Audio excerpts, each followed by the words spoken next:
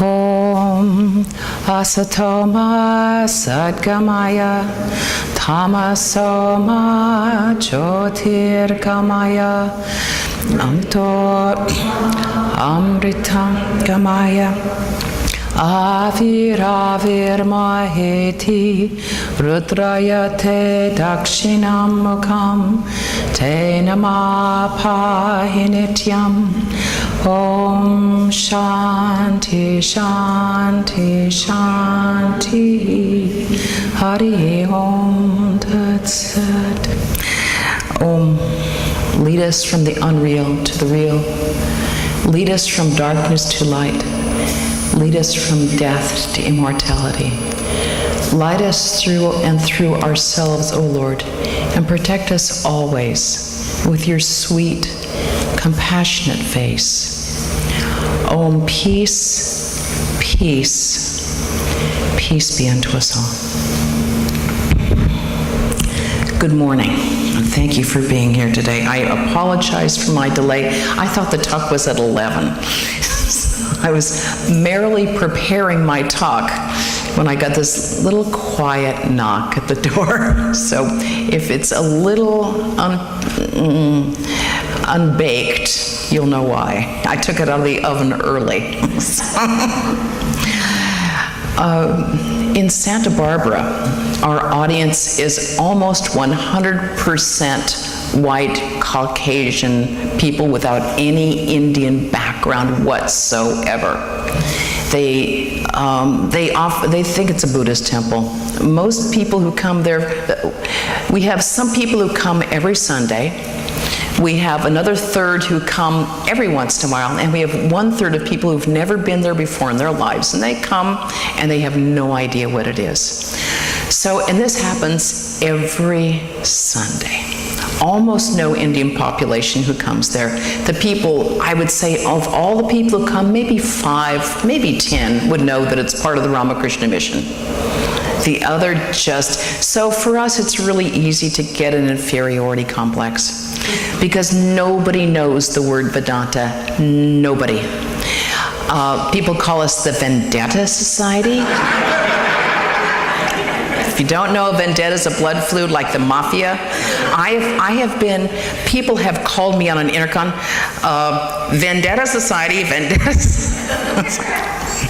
Or they call us, this is very common, the Vedanta. Are you at the Vedanta?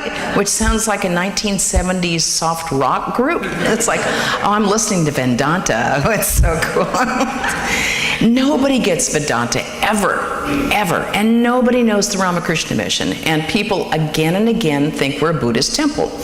Our temple is actually a fairly close replica of Sri Shankara's temple in Kaladi, Kerala. But nobody knows that. They just see the structure like this, and they say it's a Buddhist temple. I have been informed that I'm in a Buddhist temple. I say, no, it's actually Hindu. And they'll say, no, I've been coming here for years. That's a Buddhist temple. I said, I have been living here longer than you've been alive, and it's a Hindu temple. And they refuse to believe me. I have people I've told again and again I'm a Hindu nun, and they introduce me as their Buddhist friend. So for us, it's really easy. You tell them again and again and again, this is Vedanta from the Vedas. And they'll still say that we're Buddhist. So it's easy, it's kind of disheartening. And the irony is that we've really affected the country and the culture so much, and nobody knows why. No one even knows we exist. And I think even inside the Vedanta Society, we have a reputation for being kind of stuffy and staid. It's like, most of you are sitting in chairs, right? Right, we do too. Everyone sits in chairs. We have kirtan every once in a while, but we all sit in chairs again then too. Nobody gets up and dances. You know, our idea of a good time is a potluck on a weekend. You know, most people don't know about us. We're very quiet. We're very well behaved. You know, so we have a reputation of being kind of this boring group of quiet people. We don't get into trouble. And the irony is that we've changed America so much. and nobody knows about us. But you know, Swami Vivekananda said, I want to be a voice without a form, and he managed to do that just fine. We've totally changed American culture, and nobody knew it ever happened. Nobody knows when it happened, and even afterwards they don't know that we're the ones responsible for it. And that's okay, because that's just the way that Swamiji would want it. That how much America has changed. You know, and then there was the problem with the word society. Have any of you had the problem with the word society? Vedanta Society? It's like, what's with that? Because it sounds kind of uptight, doesn't it? It's like what ladies do. They join societies. And it took me years to figure out it was because Vivekananda formed the first Vedanta Society in New York in 1894. And in 1894, that was kind of an appropriate use of the word. 100 and something years later, society? Yeah. But even it again seems to be a kind of stuffy little term. But again, it sort of belies the fact of how much influence we've had in the West. And we've profoundly changed the West, mostly by working through the culture of the United States of America, which has been the driving force in changing the Western world's culture. That's how it's worked. You know, the American historian Carl Jackson wrote, quote, few other religious bodies of such Lilliputian size, in other words, extraordinarily tiny size, have equaled the Vedanta Society's impact or historical significance. Now that's really quite extraordinary. This is a man who's a historian of religion in America. And the astonishing truth is Vedanta societies have been instrumental in changing the face of American religion and culture and Western religion and culture without anyone ever know that it ever happened. It was quiet and silent like a hidden spring that fed the root of American religion, and no one knows that we're the ones who did it. It was largely through the powerful influence of Swami Vivekananda, who came in 1893 at the Parliament of Religions. That set forth a tidal wave of spirituality that we have yet to see the end of. Vivekananda, followed by the Swamis who later came to head the Vedanta Societies that he started forming. And after that, it was the key members of the intelligentsia, the Western intelligentsia, that became attracted to these ideas. And these people in the intelligentsia were able to affect how American ideas were formed, and they were able to change the face of American ideas and culture through the power of their name and their influence because of these key intellectuals.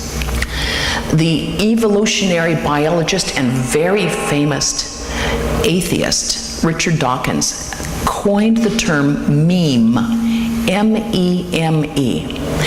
And that is, quote, an idea, behavior, or style that spread from person to person and from culture to culture.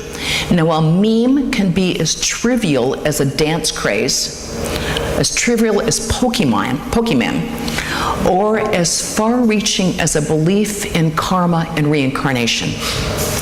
And it spreads, one of the most important waves of spreading a meme is through what he called the transmission of power through the power of authority.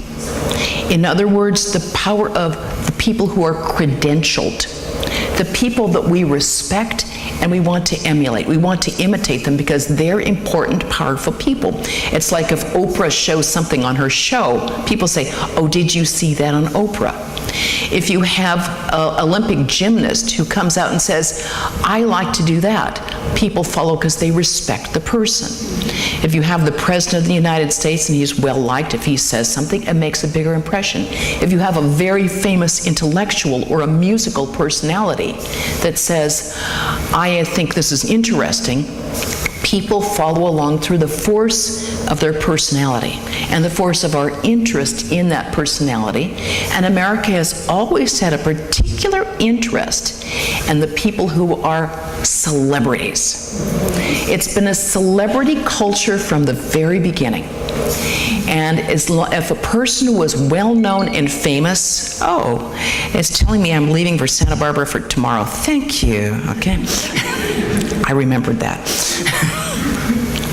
Then it has a much bigger chance of getting further than if a person like you or me were to say, I'm thinking Carmen reincarnation's a really good idea. That sort of makes sense to me. But if you have a person like the Beatles saying it, that makes a much bigger impact, because they reach millions upon millions of people. So this is we follow the people that we want to emulate, the people we think are cool, the people that we think are important to us. So the source of our meme, of course, in the Vedanta Society is Swami Vivekananda, whose powerful influence, once they hit the Parliament of Religions, scattered throughout the world, because he changed the face of how Hinduism would be seen and practiced throughout not only the United States, how it would be seen, but also to India itself, throughout the world. Without Vivekananda, we would not see the emphasis on seva and service that we see now, because before Vivekananda, it was seen as beneath the dignity of sadhus, of spiritual people, to go out and serve people. It was Vivekananda who made it like, this is a thing that we want to do. This is an important way of serving God, because he had the power and authority that came to him because of the extraordinary response that he had in the Western world, which gave him credence back in India, which he wouldn't have had this not happened at the Parliament of Religions. As Sri Ramakrishna saw long before anyone else did, who said that Narayan will hit upon the world like a bomb. Sri Ramakrishna could see it. So Vivekananda's message served to make Hinduism accessible to the American public, because before it just seemed strange and weird. He made it accessible, and he made it accessible through Vedanta Societies, because no American was going to walk into a Hindu temple. Before Vivekananda, there was no Hindu temple in this country, and in fact, the first Hindu temple in this country was at the Vedanta Society in San Francisco, with with Sri Ramakrishna's disciple, Swami Tyagananda, who did that, the first Hindu temple.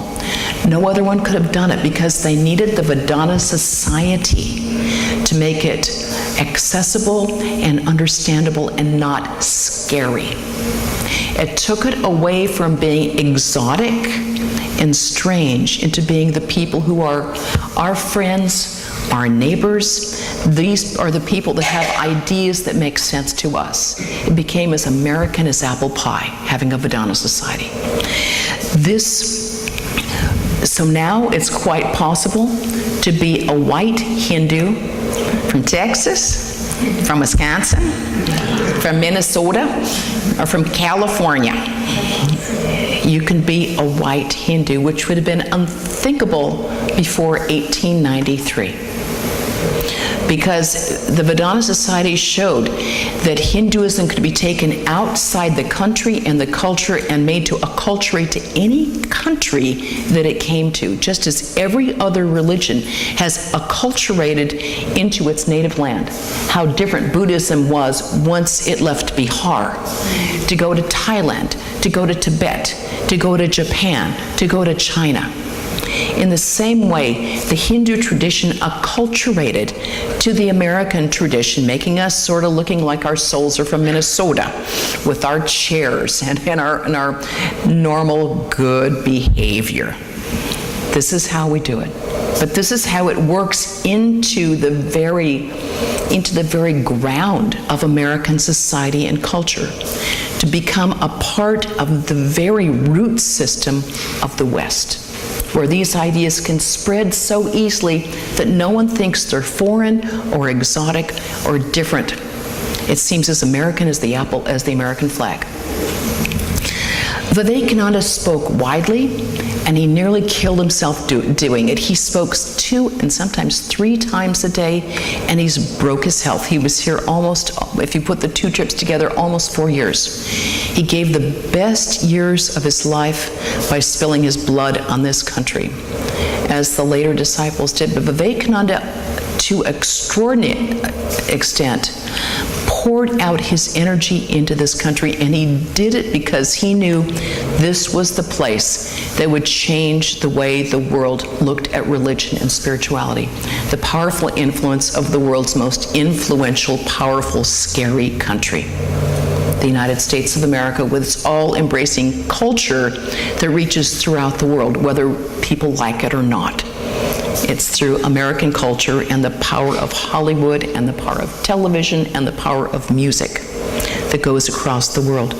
So Vivekananda, with his foresight, realized that if he could change American culture, he could change the way the world looked at spirituality.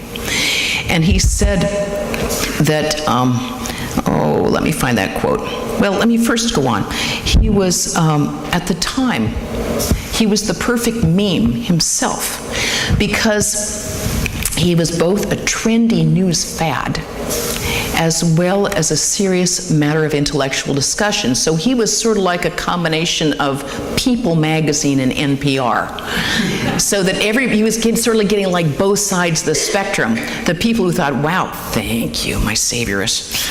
People who were strange and weird thought, oh God, I hear that this guy's coming. And the people were like, no, this is really interesting. So he was able to reach a broad spectrum of American society. A lot of the people who were extraordinarily poor, we have no record of. But people like Sister Christine, his American disciple, said that in New York he would have a stream, an army of poor ragamuffins, street urchins, that would follow after him because they were so aware of his love and kindness when he gave them money, when he would talk to them with interest, when he would ask them about his family, about their families, and where they came from. We know about his contact with the rich and the famous and the scientists, but how he affected the general American population, of just pouring out his love everywhere that he went. And there's such a lack of records because no one was there to record it, except for the people who happened to pass by and see it. He affected such important figures as J.D. Rockefeller, who, of course, Vivekananda was not the slightest bit impressed with his money or his power. And when Rockefeller went to see him, Vivekananda didn't even look from his desk to pay him the slightest bit of attention. But Vivekananda told him that he should use his wealth to serve other people and not to keep it for himself. And Rockefeller stalked out of the room in anger, and he came back some days later and threw down papers on his desk and said, you should be thanking me, I'm starting something what would become the Rockefeller Foundation. And Vivekananda looked up and said, no, it is for you to thank me. And we still have today the John D. Rockefeller Foundation, because of the words of one powerful man. We have other people such as Leo Tolstoy, who was one of the greatest writers of the 20th century, who was deeply impressed by Vivekananda, read Raja Yoga, was deeply impressed, read the first 2 volumes of what were then the complete works, read the gospel of the early versions, the gospel of Sri Ramakrishna, and was deeply moved by them. In fact, he loved Vivekananda so much that he wanted to compile a Russian version of a compilation of the writings of Vivekananda, of the talks of Vivekananda, and he had convinced his own publishing company to publish it and make it available to the Russian public. Fortunately, he died before that could happen. But his own, Tolstoy's own essays, including one 1908 article, Religion and Science, says that mankind must assimilate the heritage of Vivekananda along with that of the other sages. And Tolstoy was greatly loved and revered in his time. And with that, he was able to reach a number of people, so that when Vedanta hit Russia in the 1970s, it was already fertile ground. People already there had an interest in it because of the works of Tolstoy and his interest in Eastern, particularly in the Indian spiritual tradition. Another great meme that we have is Romain Rolland. who in 1915 won the Nobel Prize for Literature, a French writer who wrote an entire book about Vivekananda and an entire book about Sri Ramakrishna. And these ideas, of course, because it was written by the Nobel Prize in Literature, were widely disseminated throughout the world. And these ideas started spreading into society, where it was given when you have someone who's a Nobel Prize winner. Remember, this is before television. It's before radio. People did an extraordinary amount of reading at that time. So what was in written books became a matter of great interest. The 10th best-selling book in America at the time was a book on religion, just a basic book on religion. But it included a chapter on Hinduism that was extremely complimentary and quoted sections from the Bhagavad Gita and from the Upanishads that were quite favorable for Hinduism. And so these ideas started percolating in through the Transcendentalist movement, through Thoreau, through Emerson. With their own study of the Bhagavad Gita and the Upanishads, these ideas started spreading in. But the Transcendentalists only reached a very small portion of the society, the highly educated people pretty much on the East Coast. It was only Vivekananda who kind of bombshelled his way into American society through his influence on key intellectuals who then themselves spread it to other people. For example, like the Harvard philosopher William James, who is widely considered to be the father of American psychology. William James wrote the book Varieties of Religious Experience, which was a 19th century hit, and millions copies have been sold since then. It's considered a seminal book on religious studies, the first book ever written on, quote, religious studies. In that book, he quotes Raja Yoga widely. He met Vivekananda, was impressed by him, attended his Harvard lecture, and brought along his student, the great author Gertrude Stein. Gertrude Stein affected so many American writers in her time. All these ideas are spreading in through the intelligentsia into the American population as a whole, so that these ideas are becoming more and more accessible to the general public. In 1896, Vivekananda he wrote actually in a letter, "I have succeeded in rousing the very heart of the American civilization, New York, but it has been a terrific struggle." Well, I can't imagine how hard it must have been for that man dealing with that kind of supreme ignorance in that difficult a society. He was told if you'd come 50 years earlier, we would have lynched you. That kind of racism, that kind of closed-mindedness, for him to personally rouse the heart of American civilization, New York City, which is a tough nut to crack. So, okay, if he has succeeded in rousing the heart of American civilization in New York City, then what does it look like? Well, I think he's right, because we can begin with a statement by Paul Nitter, who is he's a former Divine Word missionary, a missionary who's now a Paul Tillich Professor of Theology at NYU at the Union Theological Institute. Okay, former missionary, now a Paul Tillich, great Protestant theologian professor.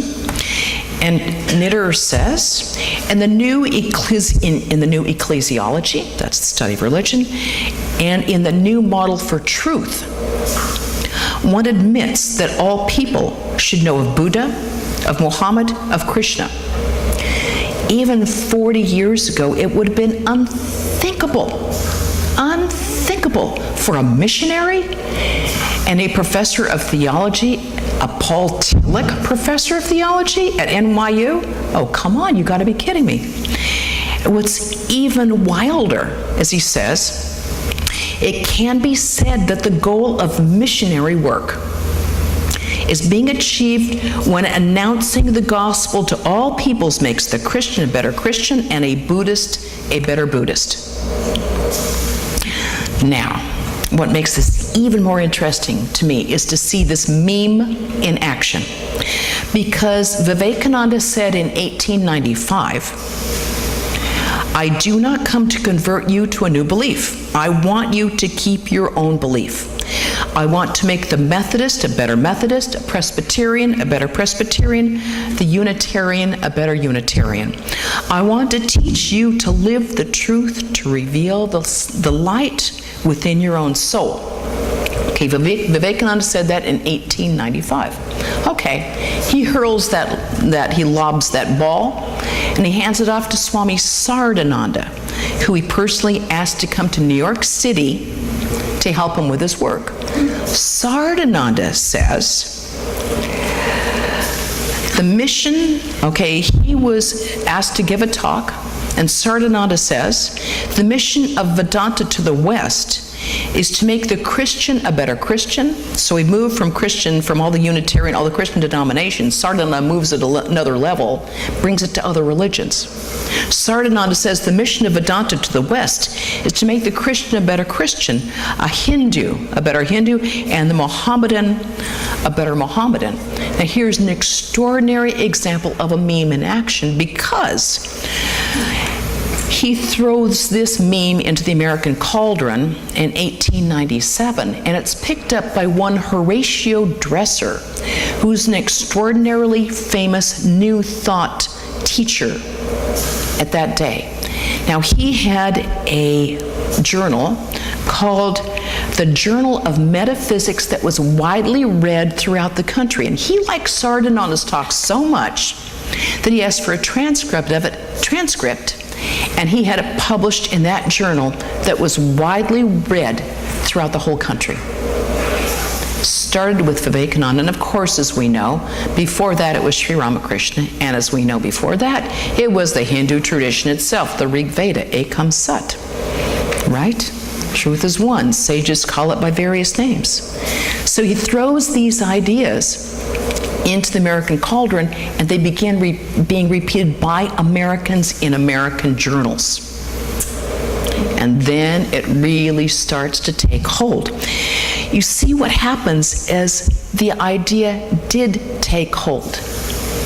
And it took hold because enough people who were respected and the credentialed started espousing it themselves. They started putting it into American journals. It got into the American intelligentsia, and it gets out to the wider population like you throw a rock into a lake and it spreads out further and further from the shore. It starts going out. And it finally reaches a tipping point where it flows over into the society at large. And that is what happened with this one idea of the unity of all religions. This idea, this Ekam Sat, truth is one. Ekam Sat, Viprabahuda Vadanti.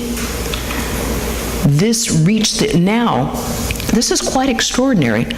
A recent Pew Forum survey, Pew Forum does all these studies on American beliefs on spirituality and religion. Their most recent poll said that over 70% of Americans who identify as Christian believe that, quote, many religions can lead to eternal life. Many religions can lead to eternal life, including a jaw-dropping 57% of evangelical Christians. Even the evangelicals believe that 57%, a majority, believe that many religions can lead to eternal life, which has nothing to do with any idea in American culture or the history of American religion, which says exactly the opposite.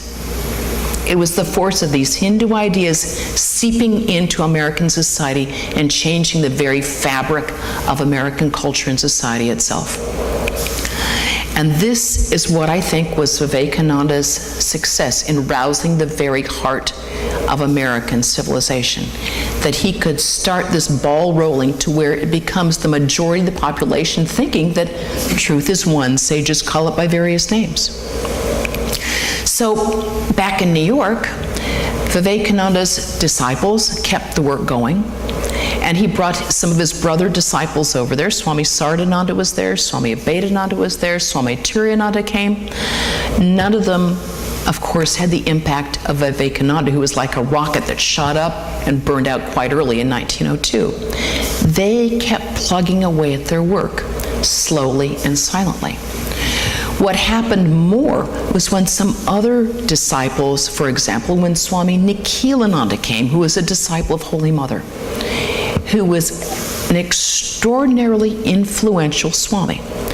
Now, Nikhilananda came to New York in the 1930s, and he was able to affect a huge number of people through his charming personality, his easy way with the English language, and his ability to bring in intellectuals and having them meet each other at the Vedanta Society. He affected an incredible number of people who were able to themselves influence other people. One person in particular was Joseph Campbell, who was the president of the New York Vedanta Society for a significant amount of time, helped Nikhilananda translate the Gospel of Sri Ramakrishna, wrote the preface to it, if I'm not mistaken, also helped him translate his 4-volume Upanishads. It was Joseph Campbell who started getting the name of Ramakrishna and Vivekananda out to the world in general. Not only that, by making the ideas, the Hindu tradition, accessible to the Western world. And he was a pivotal meme himself because he had many influential friends. He invited his friend, the great Indologist Heinrich Zimmer, who was a professor of Columbia, to come over to the Vedanta Society. And there he was very influenced by what he discovered there. And he introduced Campbell to Carl Jung. And Carl Jung, the great Swiss-German psychologist, became deeply influenced by the Hindu tradition. And if you notice the very last journal of his life, how profoundly he was influenced by the Hindu tradition, which at first he was quite queasy about. At the end of his life, he's having wonderful dreams of sadhus in orange before he dies. They're quite extraordinary to read. So all these some of these people who changed the very direction of American society are meeting right in the New York Vedanta Society.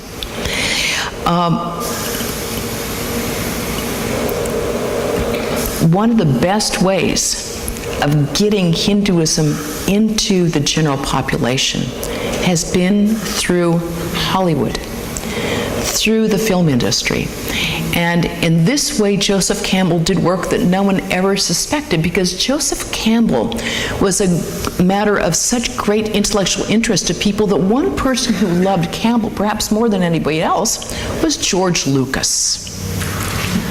And it was his influence that created the ideas in Star Wars.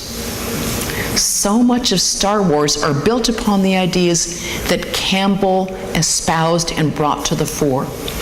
George Lucas was profoundly influenced by Hindu ideas. Another one, Cloud Atlas, where it talks explicitly about reincarnation, and the 2014 movie Interstellar. And the movie says there's a universal superconsciousness that transcends time and space, in which all human life is connected. And this is explicitly Hindu. That movie got a lot of Oscars in 2014. The first Matrix movie deals explicitly with Maya. All these ideas from the Hindu tradition. In Star Wars, you see Luke Skywalker. He says these ideas coming directly from the Bhagavad Gita. He says that the senses must be restrained, and that every Jedi must overcome kama krodha, right? Desire and anger, straight out of the Bhagavad Gita. He says the Force is the ground of all being, which is essentially talking about Brahman. when he talks about the force, he's either talking about Brahman or Shakti. But the whole idea of the force, this is directly Hinduism that he got via Joseph Campbell. And he followed around Joseph Campbell like a puppy. He adored the man. The movie producer Peter Rader very recently wrote, "Spirituality is the open secret of Hollywood." He said, a lot of people know that if we quiet down the mind, we can tap into a deeper power. And the movies can tap into that, like Star Wars and Interstellar. This is a movie producer who's writing that. And they are hugely popular.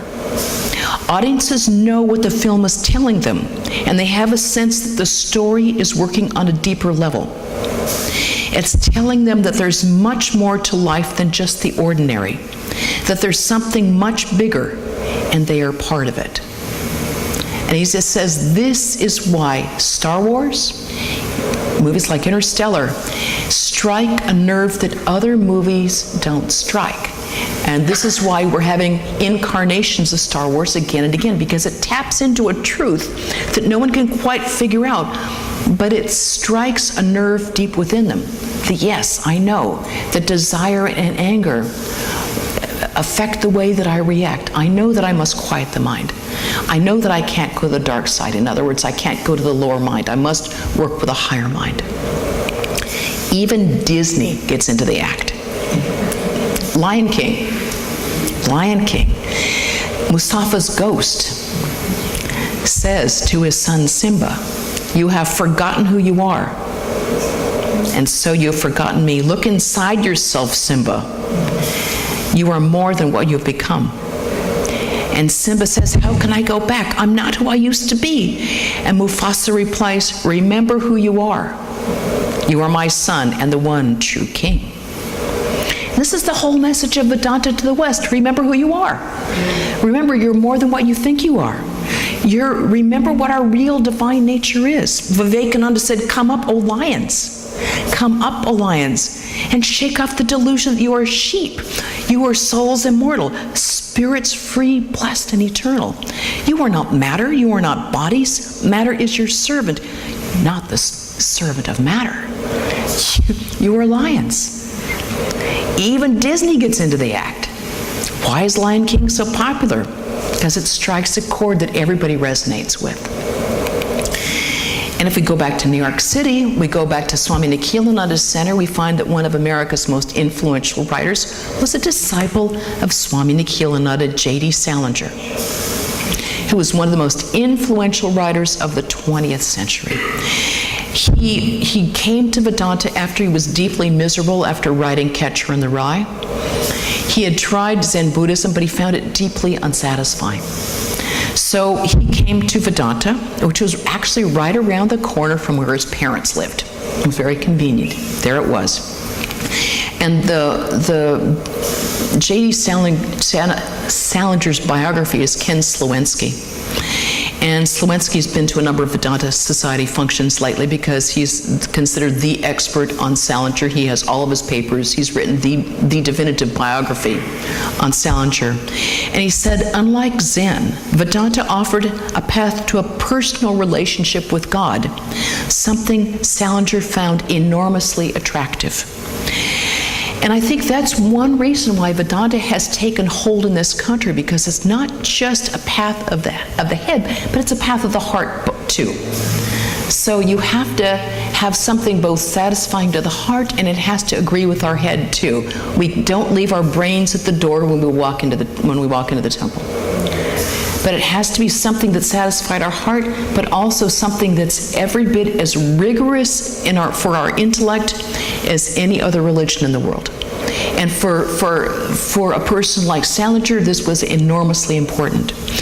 In fact, when Salinger gave a copy of his book, Franny and Zoe, to Swami Nikhilananda, a book that I read at 15 and was blown away by it. I thought it was just the most fabulous book.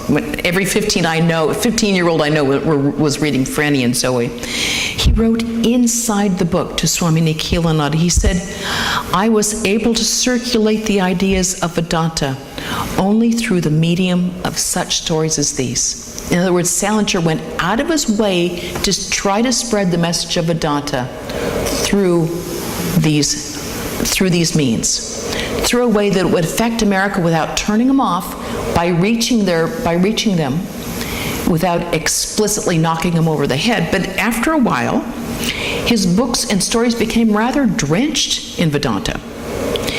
He wrote in one of his short stories, he said, Swami Vivekananda was one of the most exciting, original, and best equipped giants of the century. J.D. Salinger. And he said, my personal sympathy for Vivekananda will not be outgrown or exhausted as long as I live. And this is in the character of a young boy saying this, making it approachable to other people. He said, mark my words, I would easily give 10 years of my life, possibly more, if I could just have shaken his hand, or at least had a brief, respectful hello to him on some busy street in Calcutta. Salinger loved the Gospel of Sri Ramakrishna, and he said it was the religious book of the century. And he openly said that. And in fact, as you know, Salinger became a recluse at the end of his life. He refused to write anymore. He refused to see people anymore. And Slowensky said, and I unfortunately agree with him, that the reason he did so was that when he was reading Sri Ramakrishna's Gospel of Sri Ramakrishna, which he did again and again and again, he was pricked by his talk about people wanting name and fame, about people who, seeking name and fame, could not realize God. And he thoroughly gave up any sort of work that would bring him name and fame, and went out of his way to avoid anyone who would see him and recognize him, because he put his spiritual life first. In fact, I was once visiting Swami Adishwaranandaji, and he told me privately, he said, please do not spread this. He said, he just got a call from J.D. Salinger, and I was there when he just put down the phone. And Salinger wanted to have a quiet retreat in Thousand Island Park, and was it possible to go there without anyone seeing him there? And he said, yes, no one is there, go. And he frequently was in touch at the center. He was frequently there, just kept it very quiet, came when no one else was there, had great regard, of course, for his guru, Swami Nikhilanandaji, and for his successor, Swami Adishwaranandaji. But he was so terrified that name and fame would destroy his spiritual life that he gave it up. Now, of course, Sri Ramakrishna would say, he told Girish Ghosh, keep working, this is how you get the idea spread. Salinger wouldn't do it. That's it, done it. It's interesting that the New York Times had a list of the 100 most influential writers of the century, and of course Salinger's on that list. Of course, our Varieties of Religious Experience guide, James, is there, and so is two other famous Vedantists, Aldous Huxley and Christopher Isherwood, the most influential writers of the century. They were able to come because the influence of other people who brought them in. Both Isherwood and Huxley were brought in by another great man who is no longer famous now, but in his time was extraordinarily well known, and that is Gerald Heard. Gerald Heard at his time was an extraordinarily famous man who was from England, had a radio show, was famous in England, came over to the United States because he was a pacifist, did not want to be involved in the war, did not want to be drafted, wanted nothing to do with warfare, had a radio show that was very influential in the United States, and he wrote books, and he probably wrote 20, 30 books in his lifetime, wrote many articles, and was extremely well known. And his friends and co-Brits, Aldous Huxley and Christopher Isherwood, and he personally brought them to the center and introduced them to Swami Prabhavananda. And they were both totally blown away by the center, both mesmerized, both loved the ideas in Vedanta, and appreciated the fact that they could have free intellectual ideas, and they could think about God both as personal or impersonal, that all religions were respected. In fact, Huxley's book, The Perennial Philosophy, is still on the top 10 list of books that are supposed to be read by people interested in religion. And that was written in 1942, I believe. And it was in the Santa Barbara News Press, things of the 10 books the people should read that year. Written in 1942. Extraordinary. Christopher Isherwood we know him because he wrote translations of the books with Swami Prabhavananda, the Bhagavad Gita, the Upanishads, the Crest Jewel of Discrimination. The Bhagavad Gita was used in colleges for decades, is still being used, and has sold millions of copies. In fact, I just ran into somebody who said that they found a copy on the bus. A Prabhavananda Isherwood, they got on the bus and they just picked up a copy of the Bhagavad Gita.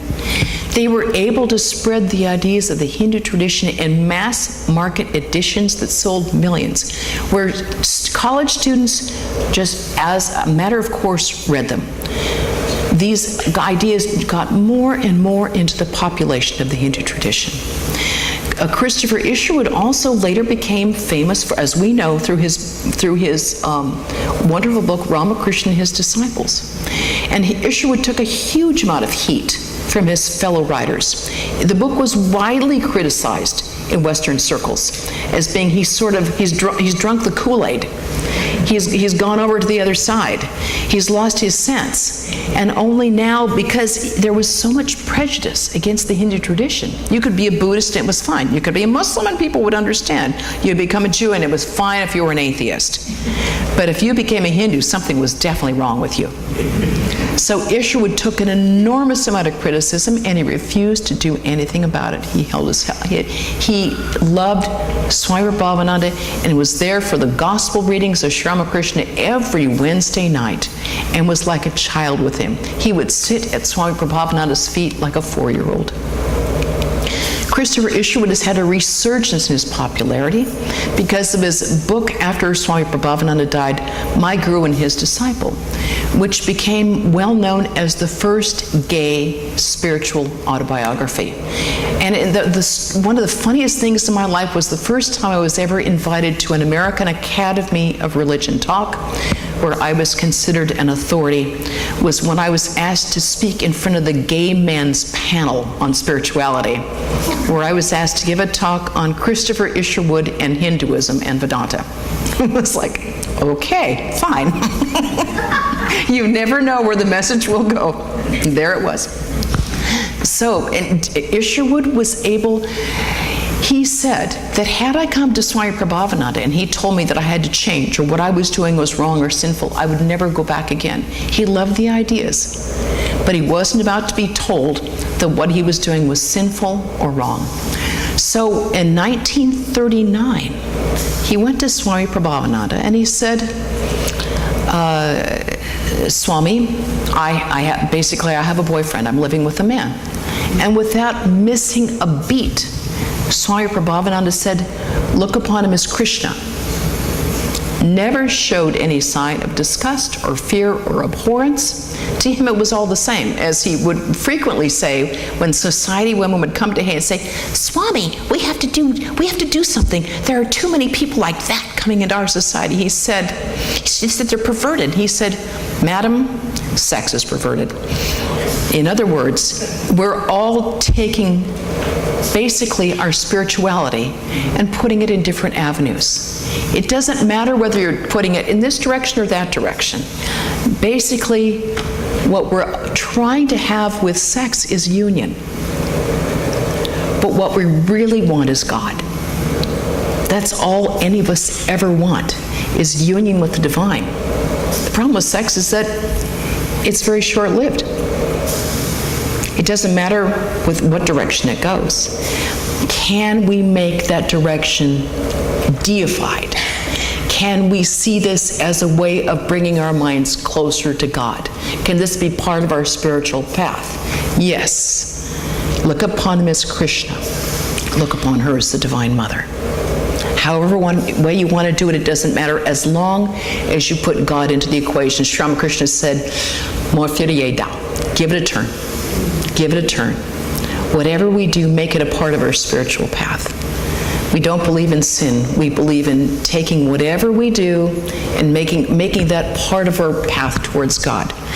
And this was so extraordinary for them to be in 1930s in America, where it was against the law, where you could be put in jail for this. And the fact that these people were so clear, and it brought over enormous people from the Hollywood tradition. It would be not unusual to have, we had Laurence Olivier and whoever his wife was at the time, Scarlett O'Hara, who was that? Who was Scarlett O'Hara in Vivian Leigh? Walking around the temple while poor Swami Vivekananda was trying to give a lecture, and everyone was staring out the window while Laurence Olivier was walking around the temple. Greta Garbo was a frequent fixture, and she adored Swami Prabhavananda. Because Isherwood became a Hollywood writer, he wrote things for television and movies. And a lot of his writers would condemn him. Oh, you're bringing down your art. You're bringing it to the masses. He said, how else can you affect people? How else do you reach people? So a lot of Hollywood people came over. We had an enormous people at Disney. Working at Disney, that came, the vice president of the Vedanta Society was the vice president of Disney. And that's why when any Swami comes, they're given the Disney tour. It's part of our pilgrimage. Everyone, so Swami Madhavananda went to Disneyland, Suji Maharaj, Swami Nirvanananda went to Disney. Everyone goes to Disneyland. It's all Maya, right? Let it be charming and sweet. It gets, then you see Lion King, you go, okay, now I know where these ideas came from. All these ideas have been seeping into American society. Hurd was deeply influenced, our old friend Gerald Hurd, who's now sadly no longer famous, but he was deeply influential with another fan of his, Houston Smith.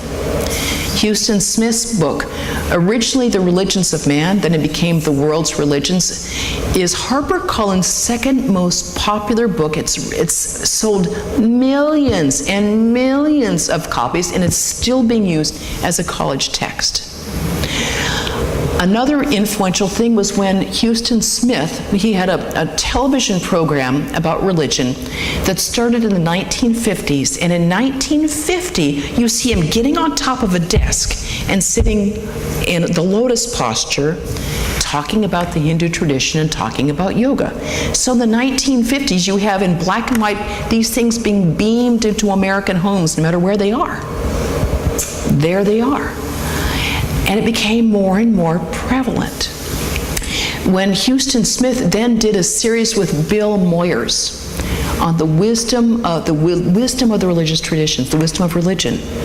And there he talks for a long time about his guru, Swami Satprakashananda in St. Louis, about how we would have a private weekly class with Swami Satprakashananda on the Upanishads, and how his favorite part of Christmas was he would first go to his own Methodist church, he'd open presents with his family, and then he would go to the St. Louis Vedanta Society to hear Swami Satprakashananda speak on the light of Christ. And he said that was always the high point of my Christmas. And when he talks with Bill Moyers on the wisdom of faith, he talks about Swami Satprakashananda, and for a good 3 or 4 minutes, the viewer sees nothing but this enormous picture of Swami Satprakashananda on the screen. That's all. Did this ever make Americans remember Swami Satprakashananda or Vedanta Society? No. But what it did was make the ideas of Hinduism and Vedanta normal, as American as St. Louis itself, and as regular as apple pie. These people profoundly affected how Vedanta would spread into the American world. His book, Religions of Man, he was given there is now a Houston Smith Award given by HarperCollins on those who spread the ideas of religion and spirituality the best. Done in his name because of his book, which is their second bestseller, and they've made gazillions of money off that, man. The thing with memes is these ideas spread, and we don't know how or we don't know why, but they get into the world. And I found that out very funnily myself when I got an email a couple of years ago from this woman. I'd written this book called Vedanta, A Simple Introduction. And she wrote me very irately that if I was going to quote from Bill W.'s big book from AA, Alcoholics Anonymous, if I was going to quote from that, that was okay, but I should acknowledge the source. So I wrote her back and I said, well, thanks for your email. I'm familiar with the tenets of AA, and I appreciate it. So my friends have been saved by the program. I've never read the big book. And she wrote me back and she said, there's 10 times that you've quoted the big book. I wrote her back and said, never read the big book. All I have ever quoted are the words of Vivekananda, Sri Ramakrishna, and Holy Mother Sri Sarada Devi. That's all I've ever done. She wrote me back and she said, send me 10 copies of your book. Then I started doing a little research, and our friend Gerald Hurd, the one who's now unknown, who was a great man in his time, well, wouldn't you know, he was a big friend of Bill W. When Bill W. was in real trouble and started putting his life together, he went to Gerald Hurd's place, which was then the college, Gerald Hurd's College of Religion, which later became our Trabuco Monastery, our Ramakrishna Monastery. Hurd stayed there while he wrote the big book, with Gerald Hurd giving him all these ideas on Vedanta, giving him this stuff on Vivekananda and Sri Ramakrishna. And these ideas got into the big book, and therefore I'm accused of plagiarism. Which is just how Vivekananda wanted it. I want to be a name without a form. And now it's in the big book, and people, if people don't know anything, they do know AA, because we all know people who either have been or should be saved by the program of AA, which has a lot of Vedanta in it, because of Gerald Hurd and his quiet work of spreading these memes that became with Swami Vivekananda via Sri Ramakrishna, via the Vedas. So, as you can see, I hope, we have affected American culture and world culture so much. No one knows the word Vedanta. At least in my world, nobody knows. I don't know about your world, but in me, I'm still correcting people about vendetta and Vedanta. But I hope that if you hear vendetta or Vedanta, that you correct them. I hope you straighten your head up high and say, no, I am from Vedanta Society, and say that with pride, because we have been part of a movement that has so enriched the world. We've been part of a movement that has done so much to give to the world in real spirituality. We've been able to give the world the concept of the Atman, which exists only in the Hindu tradition. Only. It's the only religion that has preached the idea of the ever-free, ever-pure Atman that's one with Brahman. That we are the infinite. Remember who we are. So hold your head up high and give thanks to God that you got here. Chima. Is this Joseph Campbell who has a part of Christianity? This is Joseph Campbell who wrote The Power of Myth. This is the Joseph Campbell who wrote all those books on mythology. He had a series with Bill Moyers. Any other questions or comments or?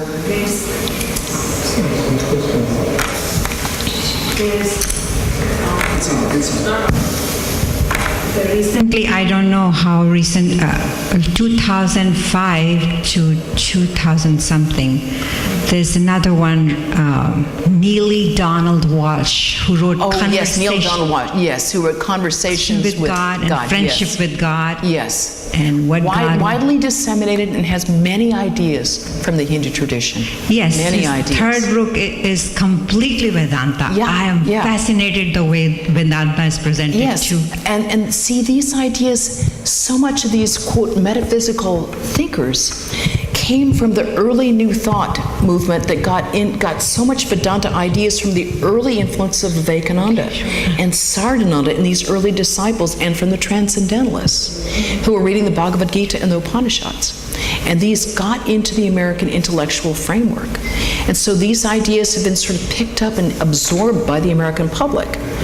So, and there's so many other things that have been taken up by metaphysical thinkers that don't come through our Vedanta Society, don't come through the channels that we're even aware of, but they spread these ideas in very popular ways. It's really quite extraordinary. I have a quick question. Yes. Karma yoga is so popular. Everybody, almost 100% of people around the world know the word karma. Yes. And also yoga.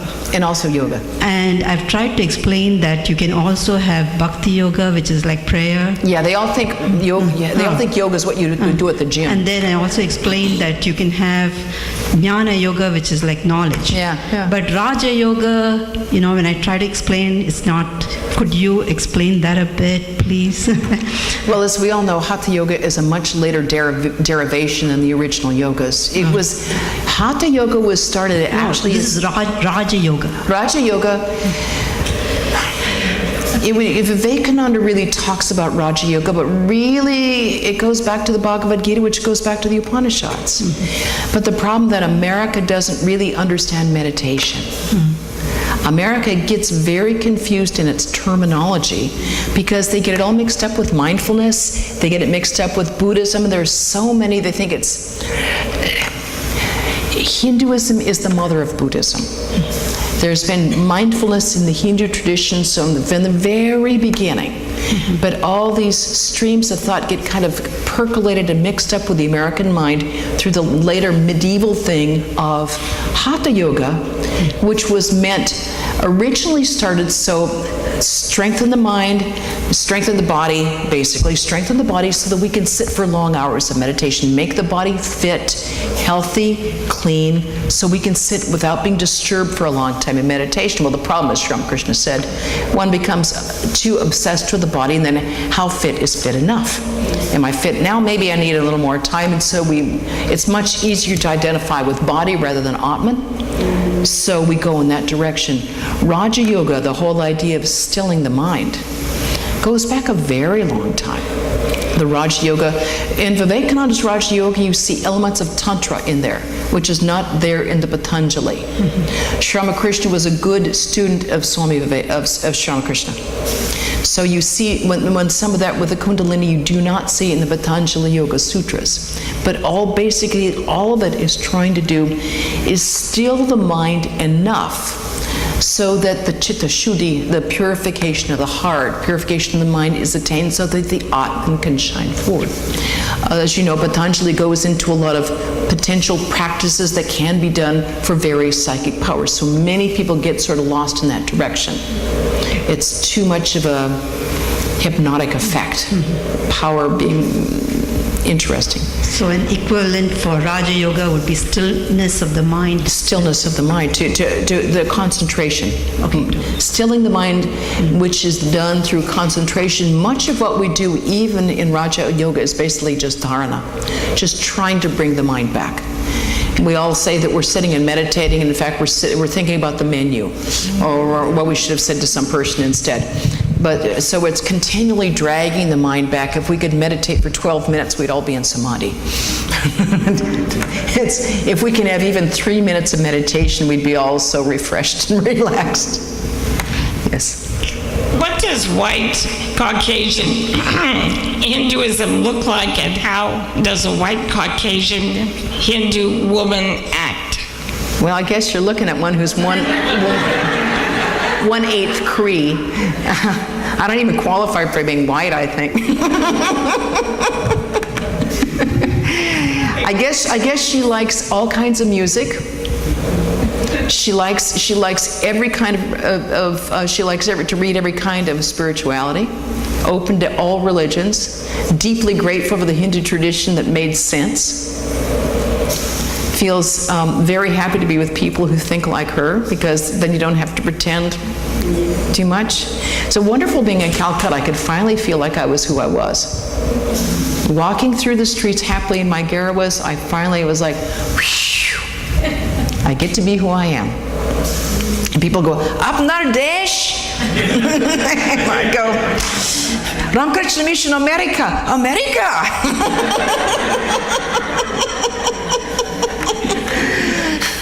Santa Barbara está aqui. And explains practical Vedanta Society. Yes, exactly. Yes. First, let me mention, your speech did not look half-baked, it was 100% baked. Wasn't it wiggly in the middle?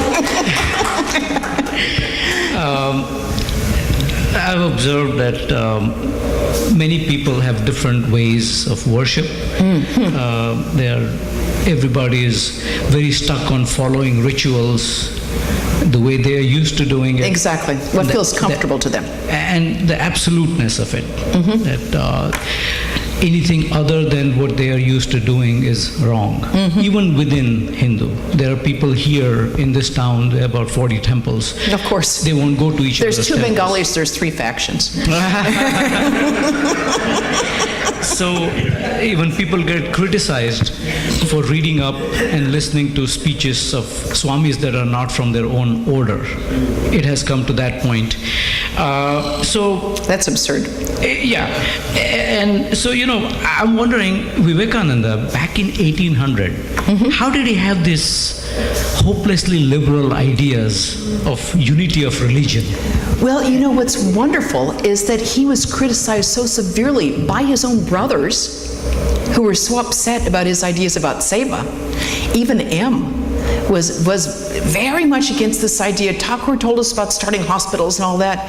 It was Ma. It was Holy Mother. When she went to Kashi and went to the Seva ashram in Kashi, and she gave a 10 rupee note that is now framed there, and said, "You are doing Thakur's work." And Swami Brahmananda and Turiyananda turned around to M, and they said, "What do you say now?" Because he was also Holy Mother's disciple. He was not only Thakur's disciple, he had taken Dika also from Mother. And he said, I am forced to agree. Vivekananda was so criticized by the Brahmo Samaji that was there at the time at the Parliament of Religions. He was writing back, Mazumdar was writing back and saying that he was living an immoral life in America. They criticized him and said he had this woman who was around him all the time, this beautiful Josephine MacLeod. Have you ever seen Josephine MacLeod? I mean, beautiful. I mean, maybe the Atman was beautiful, but that Annamaya Kosha, I'd be very hesitant to call that beautiful. And she was old enough to be his mother, if not his grandmother. I mean, she was smart, and she was dedicated. Beautiful? That's a stretch. That's a Pinocchio moment. But he was so jealous. He was so jealous of the fame that he was writing back, and Indian newspapers were printing it. This Vivekananda is being immoral. He's crossed the Black Seas. They wouldn't even allow him. When he came back, they wouldn't allow him into the Kali temple. He was not allowed back in that Kali temple. Can you imagine? The happiest moments, the experience he had of Mother in that Kali temple, he's not even allowed to come back in because he's lost his caste. You call that religion? It's just being bigoted. Sometimes if we're really not sure of ourselves, if we're not comfortable in our own faith and strength, we become very narrow-minded. Maybe we feel we have to hold on to it like that or we'll lose it ourselves. And so we say that we alone have the truth because maybe we're afraid we don't. Maybe we don't have enough sureness of our own strength and faith that we have to exclude everybody else. I once asked my guru, I said, Swami Prabhavananda, how do you tell the real from the fake? How do you know a real spiritual teacher with one who's a fake? Because people say that they're incarnations, they're avatars, they're spiritual leaders. There's this Maharaj and that Maharaj and, boy gods and boy avatars and everything. And he said, look at their life.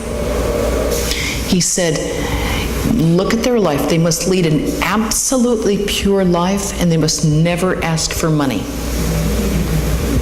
So if you can find a spiritual teacher, if you can find someone that rings true in your heart, that leads a pure spiritual life, leads a good, pure, ethical life, doesn't ask for money, and leads a very pure life, why shouldn't we learn from that person? On the other hand, we shouldn't dig a bunch of wells. In other words, once we have our own well, once we've received instructions from our spiritual teacher, dive deep. Doob, doob, doob. Dive deep, oh mind. Dive deep and stay there. Meanwhile, appreciating, learning from other traditions, seeing, when I go to I just went to the Sikh Gurdwara next door. It was so inspiring. Such a beautiful atmosphere in there. Just your mind goes higher just walking in that and hearing the beautiful kirtan. And the pious people there, and the food is very sattvic. It's very sattvic. You feel the love and the devotion with which they serve it. So that always intensifies my own faith.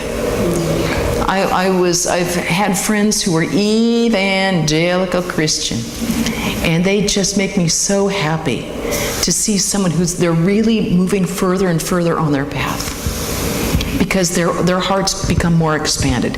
If you see someone whose heart becomes more expanded, more love, more sympathy, more unselfish, more generous, you know that person is increasing their spirituality. If a person is becoming more fearful, more judgmental, then, you salute the tiger from a distance. They're not happy. First of all, I want to thank you for an excellent talk. I thoroughly enjoyed it. Thank you for inviting me. I was very happy to come back. This is a mere observation, certainly not a criticism. Pardon me if it doesn't come out right. Fortunately, growing up in Karnataka, I was exposed to all of the acharyas, Yes. Shankaracharya, Madhvacharya, Yes. Yeah. Brahmacharya. I was also exposed to other spiritual souls like Satya Sai. I've listened to a lot of talks. I've read Wayne Dyer's works. Yes. One of the observations that I've been noticing is, including in India and here, is we forget the message of the great souls that have come here. And we get tied on with the rituals, whatever you want to call it, the societies or the structure. Yeah. And we try very hard to maintain that, but frequently forget the message. Yeah, it's very easy to get tied up with the messenger and how to approach the messenger rather than the message. By nature, I'm a bit of a ritualist myself. I'm just a flower and fruits and food girl. Houston Smith, who's like a father to me, he said to me, I know you're just like me. You're a Janani. And I said, Houston, I'm a bhakta. And he said, I don't believe it. And I said, Houston, I'm one of those simpering, emotional bhaktas. I talk about the Atman, but when it comes down to it, I'm at that woman's feet. However, if it doesn't stand up intellectually, there's no use for it. The only thing that makes sense to me is that there's only one infinite divinity, whether we call it Atman or Brahman, and that divinity pervades the universe and is most manifest in the hearts of all beings. And if we can't be there to be in service and respect for other human beings, then we need to make our practice such that we remember that. Those people who do ritual shouldn't get too hung up on it, and people who don't like it shouldn't get hung up on the people who find it very satisfying. I just love dealing with flowers. I just find it really satisfying to give flowers. I don't know why. I'm just made that way. It feels like a completion to be able to grow the flower, pick the flower, offer the flower. An offering of Brahman to Brahman. That seems, the beauty involved in that, I find so deeply satisfying to the one who's the source of all beauty. Have you written a book on your theme of how Hinduism has influenced American culture? No. You should.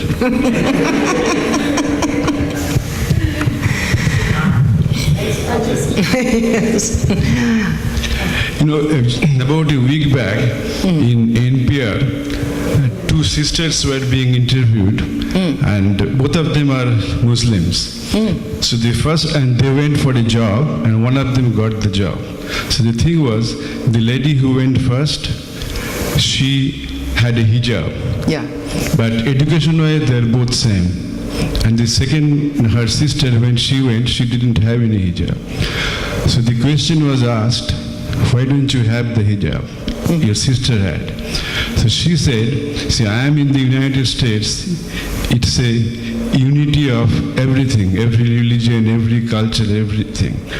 So when I grew up, I decided to be a part of that United States. And I think that there is no need for me to separate myself from a particular religion.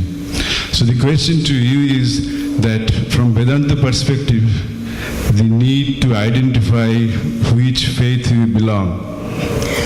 I think that depends on the individual.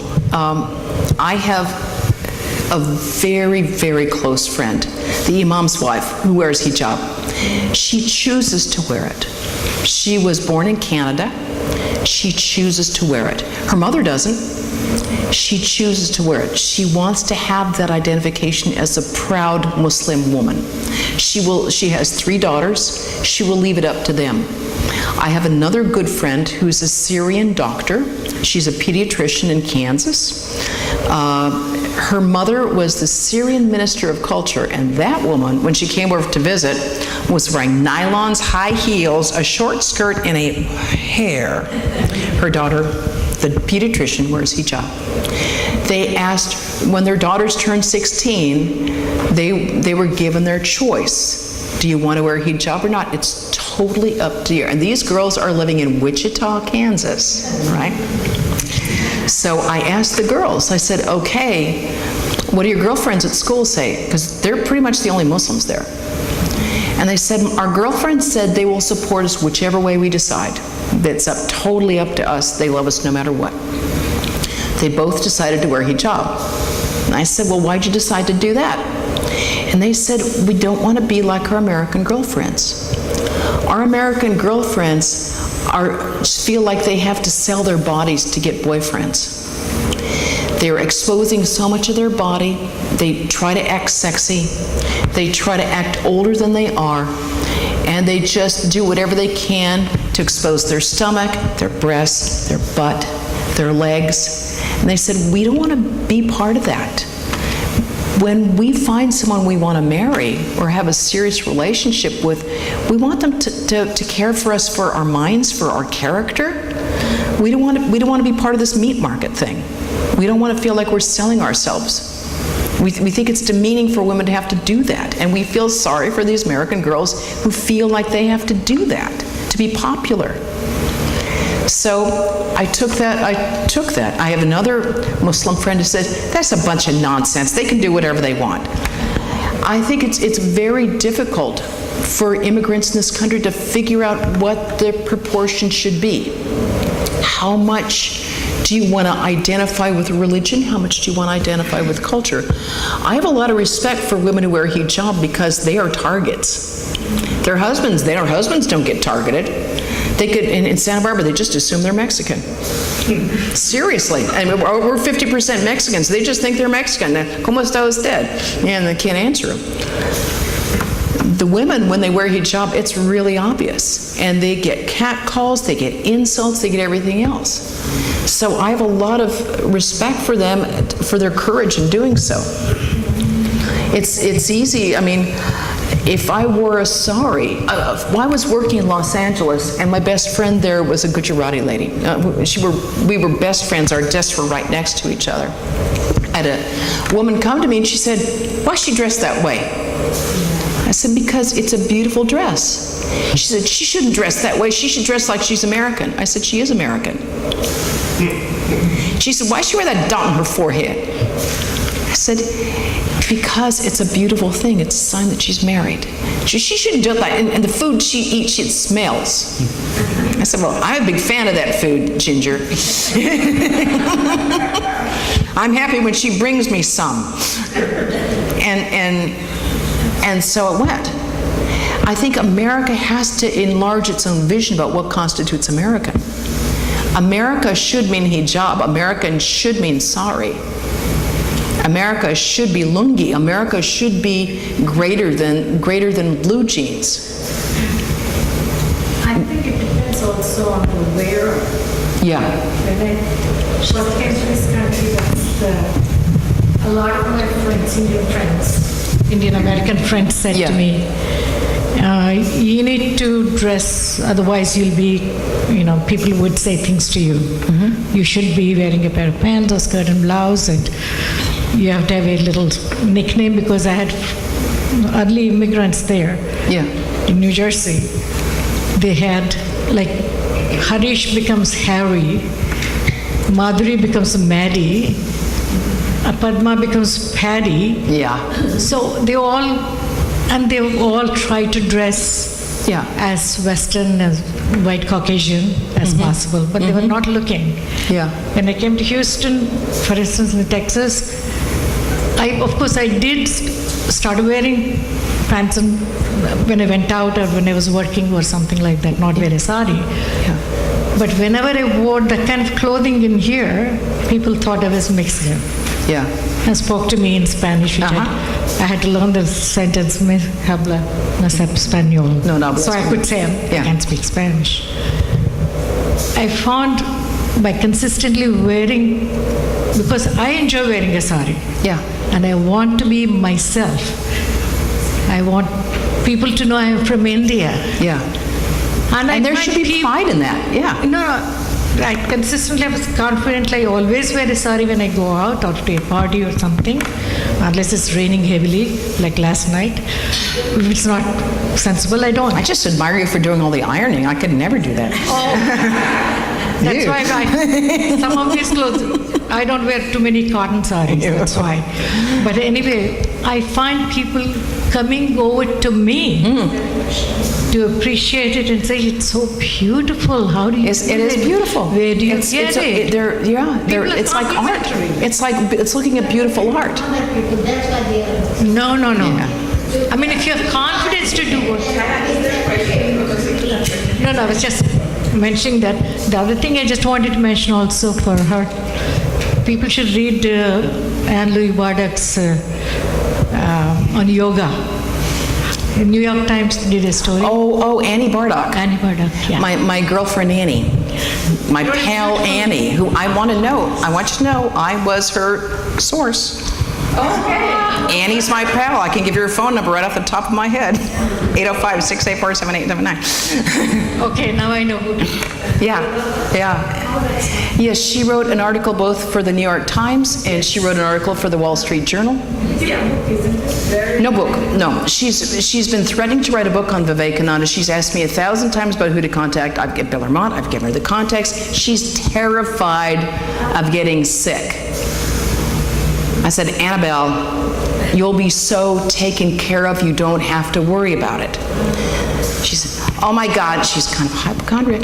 I know I'll get sick, I'm gonna die. I said, you'll be fine, Anna, you're gonna be fine. But she's written another thing. She's a CNN talking head on Cuba, you see. So because of that, with all this opening up relationships, she's been back and forth with Cuba, and so she's been very busy, but she promises me she's gonna go back to write her book on Vivekananda. It'll be a good book, yeah. And someone was asking me yesterday about Dr. Das's book on Swami Swahanandaji. I just heard yesterday that it is going to be printed soon. The Nirvana at Vedanta Press just called me and just asked me about the number of printings that should be done. So I know that is very close to being happening. So just want to get the word out there for any of you. Because it came out, and so we have given some numbers to Swami Sarada. Yes. He told us to give it to Swami Extraordinary. Yes. So, I mean, since I know now, and it's coming out through Vedanta. Well, he's not sure whether it's going to be Vedanta Press or some sort of, it'll be via Vedanta Press one way or the other. That we might do it by an instant press, just doing, rather than getting 3,000 at once, just doing like 200 or 300 at one time and then doing another run. It just makes it easier that way. So that's the latest news. Yes. I know we are running very short on time, but just the point that was made earlier about the two sisters interviews there, and you mentioned about the wife of the imam. Yes. The wife of the imam has the luxury. She is not looking for a job.